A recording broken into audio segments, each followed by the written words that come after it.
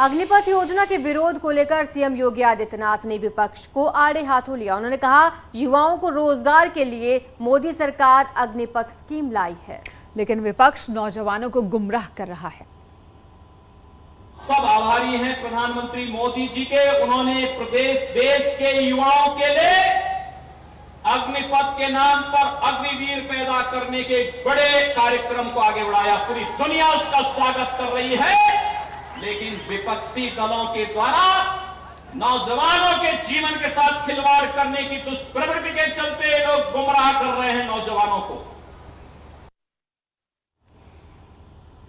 तो तमाम विरोध सवाल जवाबों के बीच सेना के तीनों अंग की ओर से अग्निपथ योजना को लेकर आज प्रेस कॉन्फ्रेंस की गई और सफाई दी गई।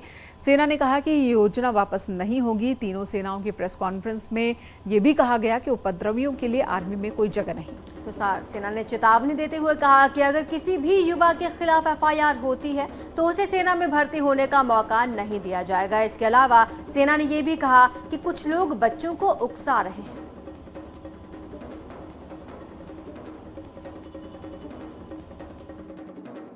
इसका ऐसा करा जा रहा है कि हर एक इंडिविजुअल जो हमारे साथ अग्निवीर स्कीम में जुड़ना चाहता है वो अपना सर्टिफिकेट देगा, प्लेज करेगा कि उसने ना तो किसी प्रोटेस्ट में हिस्सा लिया है, ना ही किसी तोड़फोड़ में हिस्सा लिया है।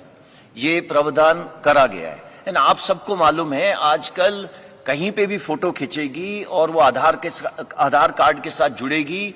Police verification is 100%। कोई नहीं आ सकता फौज में विदाउट पुलिस वेरिफिकेशन।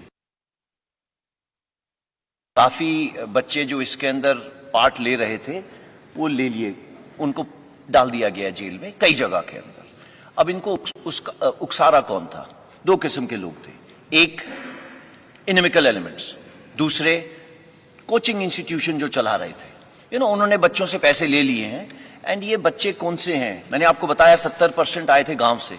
अब वो आए थे, उन्होंने ना जाने कहां से लोन लेके यहां पे पहुंचे हैं। यहां पे लोन लेने के बाद वो पढ़ रहे हैं, उन्होंने आशा दी जा रही है। ये आशा कौन दे रहा है? वो कोचिंग इंस्टीट्यूट वाला। फाइनली उनको स्ट्रीट पे कौन भेज रहा है? उसका काफी योगदान है। और इसके अलावा ऐसे लोग हैं जो भड़कावे में आ रहे हैं। और इन सबके बीच कानपुर पुलिस ने अग्निपथ योजना को लेकर हो रही हिंसा पर बड़ा खुलासा कर दिया है। पुलिस के मुताबिक सोशल मीडिया के जरिए हिंसा को भड़काया जा रहा है। पुलिस के मुताबिक हिंसा भड़काने के लिए टेलीग्राम का इस्तेमाल हो रहा है। पुलिस को 8 टेलीग्राम ग्रुप से भड़काऊ पोस्ट मिली है। तो इन ग्रुप से देश भर के 40,000 यूजर्स जुड़े हुए हैं। साथ ही व्हाट्सएप पर मैसेजेस भेजने वालों के नंबर निकालने में आसानी होती है। लेकिन टेलीग्राम पर अगर कोई ऐसे मैसेज भेजता है तो पुलिस के लिए नंबर निकालना मुश्किल होता है कि इस मैसेज की शुरुआत आखिर कहां से हुई।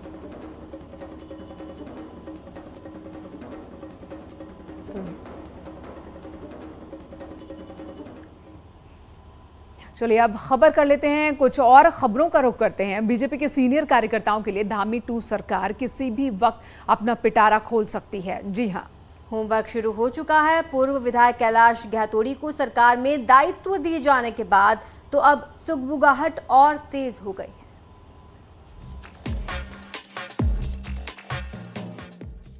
मुख्यमंत्री के चंपावत चुनाव में रिकॉर्ड वोटों से जीत और बजट सेशन के पूरा होने के बाद अब बारी है सरकार में कार्यकर्ताओं को दायित्व दिए जाने की। मुख्यमंत्री के लिए सीट छोड़ने वाले पूर्व विधायक कैलाश गहतोड़ी को वन विकास निगम का दायित्व दिया जा चुका है। इसके बाद से कार्यकर्ताओं की धड़कन तेज हो गई है। माना जा रहा है कि धामी सरकार किसी भी वक्त अपना पिटारा खोल सकती है। विधायक खजानदास का कहना है कि पार्टी के ऐसे कार्यकर्ताओं की लिस्ट भी तैयार हो चुकी है।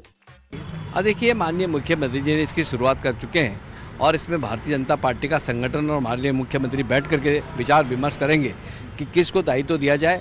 और करीब करीब लिस्ट भी बन चुकी है और कुल मिलाकर के देखा जाएगा कि जिन्होंने इस समय भारतीय जनता पार्टी के संगठन के प्रति निष्ठा के भाव से काम किया है, ऐसे लोगों को नवाजा जाना चाहिए। सूत्रों की माने तो हर एक विधानसभा में 1 या फिर जिले में 3 से 4 निष्ठावान कार्यकर्ताओं को सरकार दायित्वों से नवाज सकती है। प्राथमिकता उन विधानसभा क्षेत्रों की रहेगी जहां पार्टी चुनाव हारी है।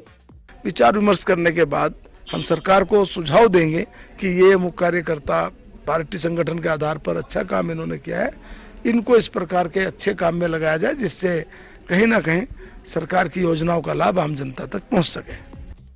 माना जा रहा है कि जल्द ही दायित्वधारियों को लेकर फैसला हो सकता। विधानसभा चुनाव में बेहतर काम करने वाले कार्यकर्ता तो प्राथमिकता में रहेंगे, लोकसभा चुनाव को लेकर भी गुणा भाग किया जा रहा है। टिहरी से सौरभ सिंह के साथ देहरादून से सुनील नवप्रभात की रिपोर्ट। आमतौर पर शादी में दूल्हा घोड़ी से जाता है, कार से जाता है, लेकिन क्या आप कल्पना कर सकते हैं कि दूल्हा बुलडोजर पर सवार होकर दुल्हन के घर पहुंचेगा? तस्वीरें आपको दिखाते हैं, आप तस्वीर देखिए जरा। बीते वक्त में बुलडोजर कितना लोकप्रिय हुआ है।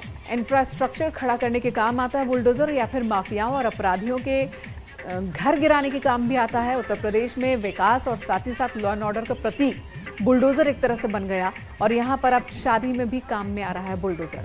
वैसे इन तस्वीरों को देखकर ताज्जुब नहीं होना चाहिए, क्योंकि यही बुलडोजर 2022 विधानसभा चुनाव का मुद्दा भी था और अब खासा लोकप्रिय भी है।